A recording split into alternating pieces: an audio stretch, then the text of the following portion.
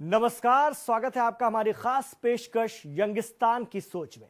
उत्तर प्रदेश और उत्तराखंड के मतदाताओं में एक बड़ी तादाद युवाओं की है और यही वजह है कि सभी राजनीतिक पार्टियां आने वाले विधानसभा चुनाव में इनको अपने अपने पाले में करने में जुटी हुई हैं।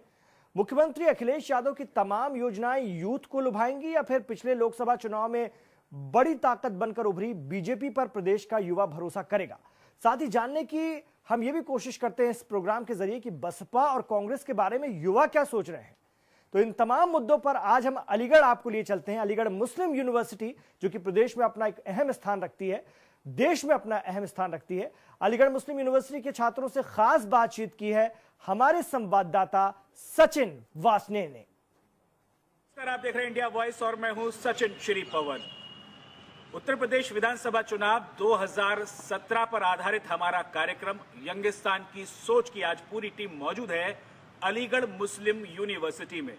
और इस यूनिवर्सिटी का तराना है, उस तराने की कुछ लाइनें हैं, जो अब्र यहां से उठेगा वो अब्र सारे जहां पर बरसेगा। और इन्हीं लाइनों की तर्ज पर इस यूनिवर्सिटी से तालीम हासिल करने वाले जितने भी लोग हैं, उन लोगों ने न केवल हिंदुस्तान में बल्कि दुनिया के तमाम मुल्कों में इस इदारे का परचम लहराया है। और इसी रवायत को आगे बढ़ाने के लिए ये आने वाला कल आज हमारे साथ मौजूद है। इन तमाम लोगों की सोच यानी यंगिस्तान की सोच यानी युवा की सोच क्या है आने वाले असेंबली इलेक्शंस को लेकर, ये आज जानेंगे अलीगढ़ मुस्लिम यूनिवर्सिटी के इस कैंपस में। इस आने वाले चुनावों से मेरी आशा ये है कि हमारी जनरेशन जो यूपी में सबसे ज़्यादा पॉपुलेशन यूथ है, तो मैं चाहती हूँ उनकी एस्पिरेशंस जो निकल के आए वो दिखाई इस तरह पड़े कि हम कास्ट के बेस पे या रिलीजन के बेस पे या रीजन के बेस पे वोट मत दें। हमारे मुद्दे एम्प्लॉयमेंट है, हमारा मुद्दा रोज़गार है, पढ़ाई है, एम्पावरमेंट है और डेवलपमेंट है। हम जानते हैं कि यूपी में मैक्सिमम यूथ पॉपुलेशन जो है वो पढ़ने के लिए कहीं बाहर जाता है, काम करने के लिए कहीं बाहर जाता है। इसलिए ज़रूरत है कि यूपी के अंदर भी इंफ्रास्ट्रक्चर ऐसा हो जो अपनी पॉपुलेशन को सपोर्ट कर सके। और हम चाहेंगे जो ये सरकार है या जो आने वाली सरकार है वो इन मुद्दों पर ध्यान दे। तो कहने का सीधा सीधा जो असर है वो ये है कि तमाम जितने भी मुद्दे हैं उन सब के मुद्दों को अलग रखते हुए एक मुद्दा रोजगार का, दूसरा मुद्दा शिक्षा का, शहर मतलब जो प्रदेश है उसी में वो तमाम सुविधाएं अगर मुहैया हों तो ऐसी सरकार आने वाले जो चुनाव हैं उन चुनावों में ऐसी सरकार बने, ऐसी सरकार के प्रति तमाम युवा हैं उनका रुझान है। और भी मेरे साथ भाई हैं, वो क्या कहना चाहते हैं? जैसे कि अभी तक ये उत्तर प्रदेश में अखिलेश सरकार है, उसने कई मुद्दों पे अच्छा काम किया, कई मुद्दों पे ऐसा काम किया जिससे हम संतुष्ट नहीं भी हैं। जैसे कि जितनी तरक्कियाँ हुई हैं वो बड़े बड़े देशों में, बड़े बड़े शहरों में, जैसे लखनऊ में हो गई या फिर उसकी और नोएडा वगैरह में हो गई। लेकिन जो अभी भी जो पिछड़े हुए शहर हैं जैसे बुंदेलखंड है, वहाँ पे लोग पानी के लिए परेशान हैं, उनको पीने के लिए पानी नहीं है, खाने के लिए खाना नहीं है, सूखा पड़ा हुआ है वहाँ पे। तो उन शहरों पे भी नज़र डाली जाए। सिर्फ बड़े शहर ही नहीं, एक जो पूरा जो यूपी है, उत्तर प्रदेश है, उसमें छोटे बड़े सब शहरों का एक साथ सबका विकास होना चाहिए। बिल्कुल सही। यानी कुल मिलाकर कहना यह है कि जहां विकास हो चुका है ऑलरेडी वही विकास हो रहा है, और जहां जरूरत है आज भी वो इलाके महरूम है उस तमाम विकास की व्यवस्था से, जहां का युवा निकलकर दूसरे शहरों में, बड़े शहरों में जा रहा है। बड़े शहर भरते जा रहे हैं, छोटे शहर खाली होते चले जा रहे हैं। और भी एक मेरे साथ साथी हैं, वो क्या कहना चाह रहे हैं? जब किसी भी सरकार को, किसी की पॉलिसीज़ को अगर हम जानना चाहते हैं तो ये जाने कि उसकी पॉलिसीज़ कैसी हैं, कि सरकार को जानना है। अगर हम पिछले समाजवादी पार्टी की पॉलिसीज़ को देखें तो उन्होंने कितना काम उन लोगों के लिए करा है जिसके लिए वजह से यूपी जाना जाता है। जैसे सहारनपुर के लकड़ी वाले काम, बाकी और जगह के छोटे छोटे काम, उसके लिए उनकी कितनी पॉलिसीज हैं? कोई उनके लिए पॉलिसी नहीं है। खुद हम लोगों ने सर्वे करा, सहारनपुर में 1 लाख लोग जो हैं लकड़ियाँ काम करते हैं, वो कहते हैं कि हम वोट डालने नहीं जाएंगे, किसी सरकार की हमारे लिए कोई पॉलिसीज नहीं है। तो सिर्फ सवाल ये, आप एम्प्लॉयमेंट जनरेट करना चाहते हैं, आप लोग काम करना चाहते हैं, तो सिर्फ ऊपर ऊपर दिखाने की कोई बात नहीं है। आप लोग बाकायदा अलग अलग लोगों के लिए अलग अलग रीजनल वाइज पॉलिसीज डिवाइड करके और उनके लिए पॉलिसीज बनाएं। तो मैं मानता हूँ इसके लिए उन लोगों की कोई पॉलिसीज नहीं थी, और आगे आने वाली सरकार के बारे में कहना चाहता हूँ कि इसके ऊपर काम करें, तभी एम्प्लॉयमेंट जनरेट हो पाएगी। यानी कहने की जरूरत है कि धरातल पर उतरा जाए, धरातल पर उतरेंगे तभी उस सरकार के जितने भी कार्यक्रम हैं वो सफल होंगे। और धरातल पर उतरने के बाद ही, क्योंकि सीधे सीधे जो आम जनता है अगर वहां तक सरकार की नीतियां नहीं पहुंचेंगी तो वो सरकार मोर्चे पर विफल नजर आएगी। और साहिबान एक और हमारे साथ भाई, वो क्या कहना चाहते हैं? देखिए, सबसे इम्पॉर्टेंट चीज़ है, एक मैनिफेस्टो में जो चीज़ें बताई गई थी पिछले बार 2012 में जो समाजवादी पार्टी गवर्नमेंट ने दिया था, उसमें बहुत सारी चीज़ें ठीक है उसमें हुई हैं, लेकिन कुछ अहम मुद्दे हैं जो कि पूरे नहीं किए गए। जैसे 18% रिजर्वेशन फॉर माइनॉरिटीज़ की बात हुई थी, एक बात। दूसरी बात हुई थी कि जो बहुत सारे ऐसे लोग हैं जो जेल में हैं, जिनके ऊपर ट्रायल चल रहा है और अभी तक तो उनके लिए वो केसेस को आगे बढ़ाएंगे और उनको ज़्यादा फ्री कराने की कोशिश की जाएगी, जो कि इन मुद्दों पे सरकार ने अभी तक 5 साल पूरे होने वाले हैं, लेकिन उन्होंने काम नहीं किया। तो ज़रूरी है कि मैनिफेस्टो जब भी आगे, अगर एक तो काम नहीं किया, करना चाहिए। दूसरी बात है कि जब मैनिफेस्टो गवर्नमेंट बना रही है, ठीक है, तो वो एक डेडलाइन दे कि उस पर कम से कम अमल किया जा सके। यानी लोक लुभावन वादे बहुत किए गए सरकार की तरफ से, लेकिन पूरा कार्यकाल पूरा होने आया, लेकिन उनमें कुछ वादे ऐसे रहे जो सिर्फ और सिर्फ जुमले रहे। मुझे ये लगता है कि जो सबसे इम्पॉर्टेंट मुद्दा है वो है क्राइम्स अगेंस्ट विमेन, जो यहाँ पे इस स्टेट में दिन ब दिन बढ़ता चला जा रहा है। हम आए दिन देखते हैं कि रेप्स हैं, चाहे डोमेस्टिक वायलेंस है, एसिड अटैक्स हैं, वो औरतों के ख़िलाफ़ इतना बढ़ता चला जा रहा है, उस पर कोई रोक नहीं है, वो इंक्रीजिंग रेट पे है। तो ये चीज़ भी ध्यान देने की है, जिस पे गवर्नमेंट ने कोई भी एम्फसाइज़ नहीं किया है, कोई भी उसके ख़िलाफ़ एक्शन नहीं लिया है, बस झूठे वादे करके और बहला के और छोड़ दिया जाता है। मेरे हिसाब से इस पे भी तवज्जो देना बहुत ज़रूरी है। यानी कुल मिलाकर एक बार फिर से बात वही आई निकलकर कि लॉ एंड ऑर्डर की जो स्थिति है वहां पर सरकार विफल नजर आती है। और अगर बात की जाए स्पेशली विमेंस के बारे में, तो विमेंस के लेकर सरकार ने वो एहतियातन कदम भी नहीं उठाए जिनके बारे में उन्होंने बात की थी। और जी देखिए, अभी आपने कहा कि समीक्षा कैसे करेंगे, तो अगर हम समीक्षा करने की बात करते हैं तो हम ये देखते हैं कि हाँ ठीक है, इस सरकार के आने के बाद 2003-7 से जब ये सरकार आई, 2003 से 2007 बीएसपी थी, उसके बाद से जब सपा आई, तो उसके बाद से हम ये देखते हैं कि जो उन्होंने टैक्स रेवेन्यू लिया वो काफ़ी हद तक बढ़ा, लेकिन उस टैक्स रेवेन्यू का यूज़ कहाँ हुआ ये किसी को नहीं पता। जीएसडीपी हमारे पिछले 10 सालों में गिरा। उसके अलावा क्राइम रेट, जैसे कि बाकी लोगों ने बोला, तो क्राइम रेट पर मिलियन के हिसाब से अगर हम देखें तो क्राइम ब्यूरो की रिपोर्ट में 56 रेप्स, 22 ऑलमोस्ट मर्डर्स, और अगर हम और ज़्यादा बड़े लेवल पे देखें तो क्राइम रिपोर्ट ये कहती थी कि बाय 2003 to 2007 अगर हम बात करें तो क्राइम ब्यूरो का रिपोर्ट था कि 47 क्राइम्स इन टोटल पर मिलियन के हिसाब से हुए। लेकिन इस सरकार के अंडर में 2015 से 2016 के बीच में 140 से 147 to 144 तक का एक रिकॉर्ड रहा। तो इसका मतलब है कि कहीं ना कहीं ये सरकार भाई भतीजावाद में घिर रही है, या फिर कहीं ना कहीं इस सरकार में लॉ एंड ऑर्डर की कमी है, या फिर इस सरकार का इम्प्लीमेंटेशन जो है वो, जो कि हम ज़्यादातर अपनी गवर्नमेंट से देख रहे हैं, वो कमज़ोर है। युवा सोच जो सीधे सीधे कहती है कि ये सरकार कहीं ना कहीं भाई भतीजावाद में उलझ गई, और इसी के चलते जो सपने जनता को दिखाए गए थे वो सपने आज पूरे 5 साल होने जा रहे हैं, थोड़े ही दिन के बाद वो अधूरे रह गए। और भी है मेरे साथ लोग जो बात करेंगे इस बारे में, क्या कहना है वो भी जानते हैं। एक सबसे इम्पॉर्टेंट मैसेज जो देना ज़रूरी है हमारी तरफ से वो ये है कि हमारा जो यूथ है उनका इंक्लिनेशन किसी एक पॉलिटिकल पार्टी से नहीं है और किसी एक पॉलिटिकल पार्टी के अगेंस्ट नहीं है। We talk on policies and we talk on how good you can deliver on your promises. एक बात ये। दूसरी बात सबसे इंपॉर्टेंट ये है कि इवन इफ अगर कोई पॉलिटिकल पार्टी है और उसकी जो पॉलिसीज़ हैं they are in the favor of development, they are in the favor of literacy, employment and crime rate को कर्व करना है, तो सिस्टम को ट्रांसपेरेंट करने की ज़रूरत है। बिकॉज अखिलेश सरकार ने जो मौजूदा सरकार है उन्होंने कुछ वादे किए, उन्होंने कुछ हद तक कोशिश भी की, लेकिन वो ग्राउंड तक नहीं पहुँचे। और जैसा कि मेरे साथी ने कहा कि वो कुछ बड़े शहरों तक रुक के रह जाते हैं, मतलब जो गांव के लोग हैं जो परेशान हैं, जो आप ग्राउंड रियलिटी पे जाके हमने खुद मुलाकात की उन लोगों से, तो वो लोग परेशान हैं, उन तक वो फ़ायदा पहुंचता नहीं है क्योंकि सिस्टम की कहीं ना कहीं खराबी है। तो सिस्टम को ट्रांसपेरेंट करने की बहुत ज़रूरत है, ये एक इंपॉर्टेंट चीज़। तो कुल मिलाकर कहना है कि सरकार कोई भी हो, मौजूदा सरकार ही नहीं, सरकार कोई भी हो, जितने भी वादे और जो भी सोच सरकार की है वो बिल्कुल उसमें ट्रांसपेरेंसी होनी चाहिए, और तमाम तरीके से, चाहे नीचे से लेकर ऊपर तक और ऊपर से लेकर नीचे तक, हर तरीके से समानांतर तरीके से सरकार को विकास पर ध्यान देना चाहिए। और भी है मेरे साथ भाई, बताइए। जी, मैं इतना कहना चाहूँगा कि नेपोलियन बोनापार्ट का एक फेमस कोट है कि promise everything and deliver nothing. तो यहाँ पे जैसे बहुत सारे लोगों ने समाजवादी पार्टी की, जैसे ऑब्वियसली वो एक करंट गवर्नमेंट है, सिटिंग गवर्नमेंट है, तो उसकी क्रिटिसिज्म होता है। और जैसे उन्होंने अभी कहा कि हम किसी as students of the Aligarh Muslim University या किसी भी यूथ की बात करें तो हम किसी पॉलिटिकल एफिलिएशन के नहीं हैं, मगर हम जब अक्रॉस द पॉलिटिकल स्पेक्ट्रम आज देखते हैं, चाहे वो जो भी रेलेवेंट पार्टीज़ हों आज के ज़माने में, उन सब का कहीं ना कहीं इम्प्लीमेंटेशन में इफेक्टिव जो प्रोमिसेस मैनिफेस्टो वो 20-30-40 पेज के निकालते हैं, वो कहाँ तक वो फुलफ़िल कर पाते हैं is a question for all of us to consider. लंबी प्रोमिसेस कर देना इलेक्शन से पहले, और इलेक्शन जैसे नज़दीक आता है तो अचानक से 17 शेड्यूल कास्ट आपको शेड्यूल कास्ट में नज़र आती हैं। 5 साल से वो क्या अंडर प्रिविलेज नहीं थे? क्या उनको आपको याद नहीं आया कि वो शेड्यूल कास्ट में इंक्लूड होने चाहिए? ये सारी चीज़ें इलेक्शन के वक्त क्यों आती हैं? तो मेरा मैसेज और मेरी अपील सारे यूपी वासियों से और लार्जर इंडियन कॉन्टेक्स्ट में भी यही कहूँगा कि please when you go to cast your vote, आप इफेक्टिवली कास्ट करिए, सोच समझ के कास्ट करिए, ये इलेक्शन प्रोमिसेस और सोप्स में ना फंसे।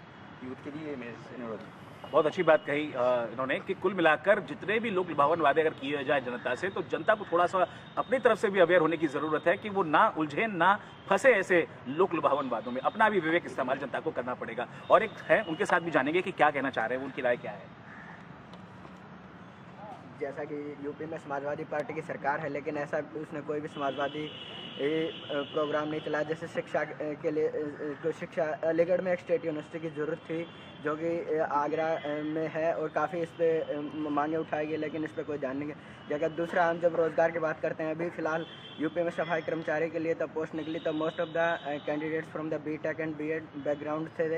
एक कैंडिडेट तो वहाँ पे पीएचडी का भी था, उनसे वहाँ पे सफाई के लिए ट्रायल करवाए गए। और जहाँ तक हम लैंड ऑर्डर की बात करते हैं, ये सरकार ने की नीयत ख़राब है, क्योंकि ये बिल्कुल लास्ट में जाकर at the last of the moment dial 100 कल योजना लॉन्च की गई, और एक दिन में आप 900 प्रोजेक्ट लॉन्च कर रहे हो। अगर आपकी इतनी ही नीयत साफ थी तो आपके पास 5 साल थे, उस दौरान आप क्या कर रहे थे।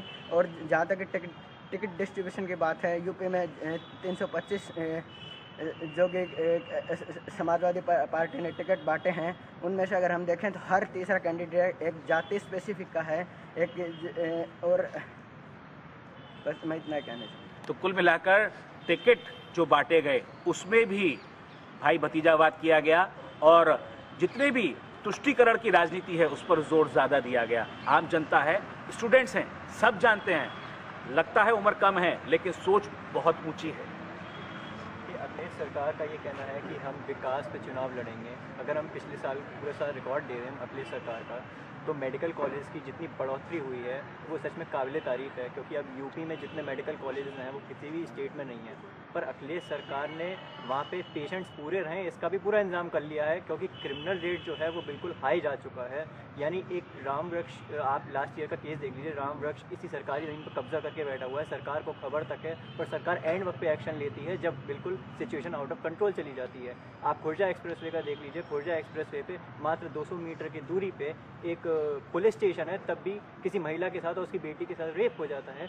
तो सरकार, मैं मानता हूँ सरकार के काम काबिल तारीफ़ हैं, क्योंकि सरकार डेवलपमेंट कर रही है, पर सरकार बेसिक चीज़ जो एक सिटीज़न एक्सपेक्ट करता है कि हाँ मुझे लॉ एंड ऑर्डर सही चाहिए, मुझे अपनी ज़िंदगी खुशहाल बनानी है, पर उसमें फेल हो रही है क्लियर तरीके से। तो हम बेसिक सरकार से यही चाहते हैं, नेक्स्ट सरकार जो हमारी बने वो लॉ एंड ऑर्डर और डेवलपमेंट को साथ एक बैलेंस क्रिएट करके चले, इक्विलिब्रियम बना के चले।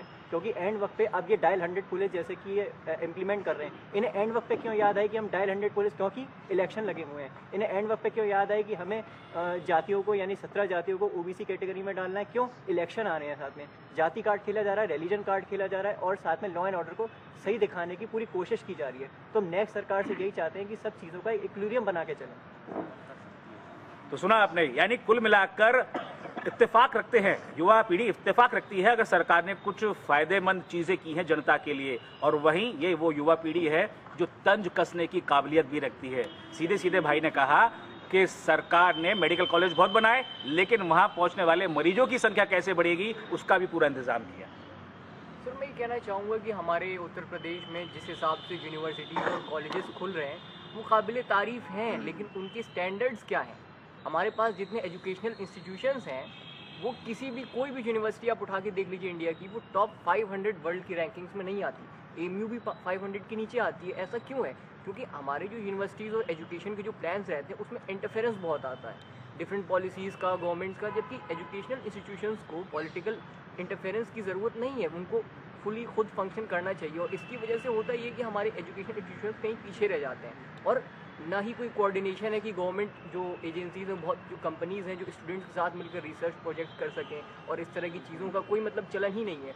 और जब इस तरह की चीज़ों की वजह से अमेरिका और चाइना और सऊदी अरेबिया, जिनके पास यूनिवर्सिटीज़ जो आज वर्ल्ड के टॉप 100 में आती हैं, अब इंडिया के पास है ही नहीं, जबकि इंडिया उनसे पहले आज़ाद हुआ था।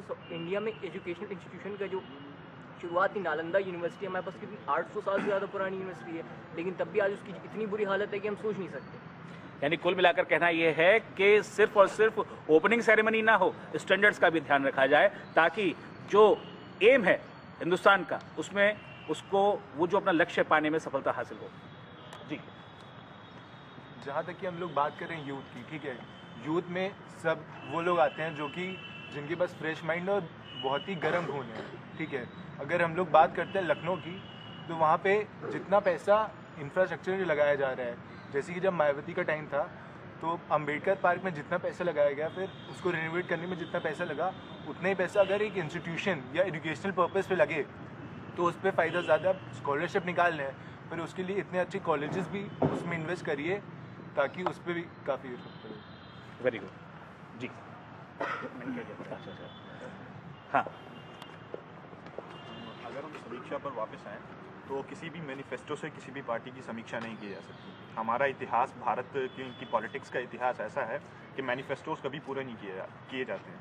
सो अगर इस सरकार की समीक्षा करनी है, कुछ पॉलिसीज़ ऐसी थी जो अच्छी इफेक्टिव रहीं, जैसे 102 और 108 एम्बुलेंस सर्विस, वो बहुत इफेक्टिव पॉलिसी थी, लेकिन काफ़ी पॉलिसीज़ ऐसी थी जिनको ऐसे ही छोड़ दिया गया। ये सरकार प्रोग्राम्स बहुत लाई, लेकिन उनका इम्प्लीमेंटेशन बहुत ही ज़मीनी तौर पे बहुत कम हुई। यानी कह सकते कि फीते बहुत काटे गए, लेकिन फितरत नहीं रही जो फीते काटे गए थे उन वादों को पूरा कर सके। उन्होंने अपने मैनिफेस्टो में कहा था लैपटॉप डिस्ट्रीब्यूशन के लिए, उन्होंने वो पूरा किया, लेकिन उससे पहले ये नहीं सोचा कुछ विलेजेस में इलेक्ट्रिसिटी तक नहीं, तो उस चीज़ यानी लैपटॉप तो बांट दिए, लेकिन लाइट ही नहीं है तो लैपटॉप कैसे चलेगा, बैटरी है ना।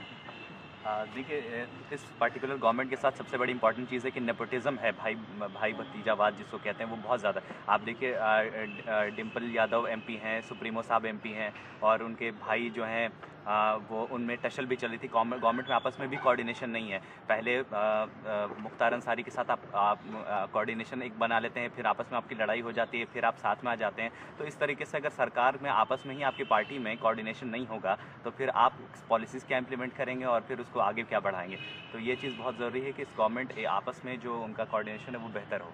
तो कुल मिलाकर कोऑर्डिनेशन की भी कमी रही, और जैसा कि बात अभी इन्होंने कहा कि लाइट नहीं है, लैपटॉप बांट दिए गए, तो मैंने भी कहा था कि चुटकी ली मैंने कि बैटरी है, लेकिन सरकार ये भूल गई कि बैटरी भी लाइट से रिचार्ज होती है।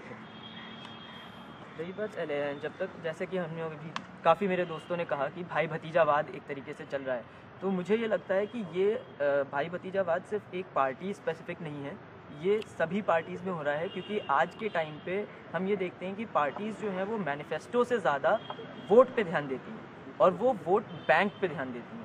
तो as a youth, as a person जो अभी कुछ सालों में ग्रेजुएट करेगा और उसे जॉब चाहिए, मुझे इस चीज़ से मतलब ही नहीं है कि आप कौन से वोट बैंक को देख रहे हैं। मुझे इस चीज़ से मतलब यानी कह सकते हैं कि वोट बैंक के लिए मैनिफेस्टो पर ध्यान नहीं दिया जाता, मैनेज करने पर ध्यान दिया जाता है। ये मैं सरकार की ज़्यादा पॉलिसीज़ पे बात तो नहीं करूँगा, लेकिन मैं अभी एक इनिशिएटिव गवर्नमेंट का बताना चाहूँगा कि अभी अखिलेश सरकार ने यूपी 100 का एक इनिशिएटिव लिया था, जिसमें 5000 से भी ज़्यादा पुलिस वैन्स को पूरा रेगुलेट किया गया था यूपी के अंदर। लेकिन उसके बाद भी अभी मैनपुरी डिस्ट्रिक्ट के अंदर एक वुमेन को ब्रूटली कुछ वहाँ के लोकल गुंडास ने वहाँ पे मारा in front of a super cop of the UP police, लेकिन वो पर्सन वहाँ पे उस टाइम कुछ नहीं कर पाया। तो ये कैसा पुलिस सिस्टम है कि आप 5000 वैन निकालने के बाद भी एक कॉमन सिटीजन को सिक्योरिटी प्रोवाइड की। बड़ा सवाल, वाजिब सवाल, कैसा सिस्टम है कि इतनी ज़्यादा सुरक्षा के बावजूद, इतने सारे वैन निकालने के बावजूद, जितनी भी जो सुरक्षा के लिए डायल 100 की सुविधा दी गई और तमाम सुविधा दी गई, उसके बावजूद अपराध हो रहे हैं। एक छोटा सा ब्रेक का वक्त हो चला है, यंगिस्तान की सोच में जल्द हाजिर होते हैं।